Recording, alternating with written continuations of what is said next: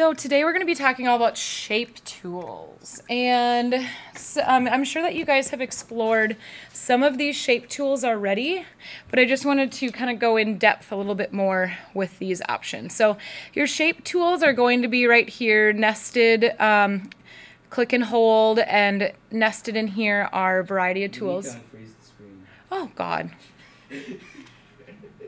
Demo's not very good if you can't see what I'm doing. Okay, there we go. Okay, so we have rectangle, rounded rectangle. So you'll see the difference here. Here the edges are rounded. I know, amazing, huh? You can always take your direct select tool, as long as you click off first to kind of reset it, and you can grab any of those anchor points, move them around to manipulate that shape into what you want it to be.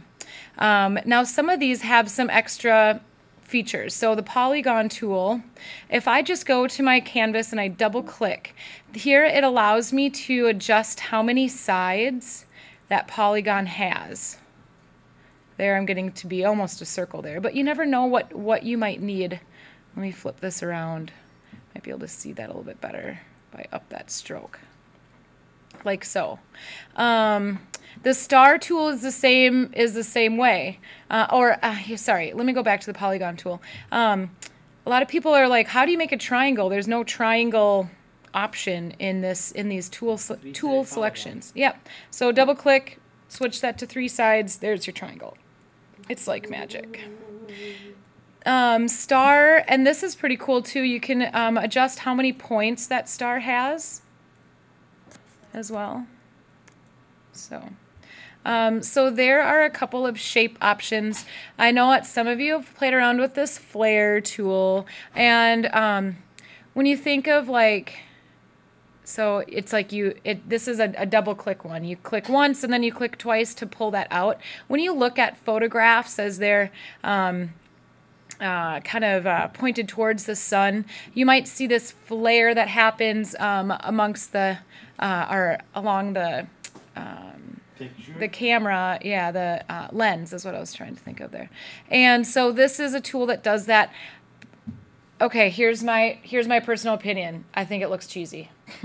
It's really fake and really, and I don't really know who in the design world would actually use this tool, but I'm also not a professional designer, so maybe it has a use, but for what we do in here, probably not really. It's also a tool, as you can see, oops, here it has a lot of points to it. Yes, thank you.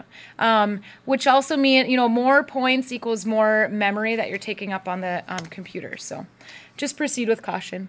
Okay, now the other thing I wanted to show you guys, once you have these shapes, we talked about some of these tools, the eraser and the scissors tool, when we were talking about how to draw lines.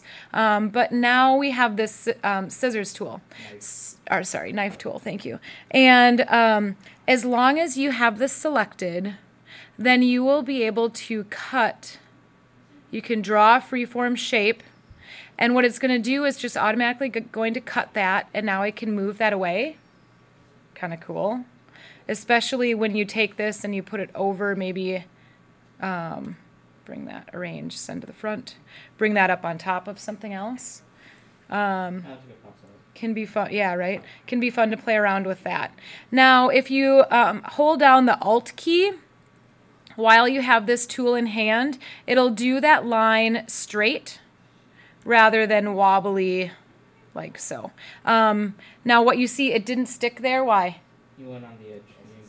It wasn't selected. Yep. So make sure when you do that, you have to have that be selected, like so. So why don't you just take a moment and test those things out?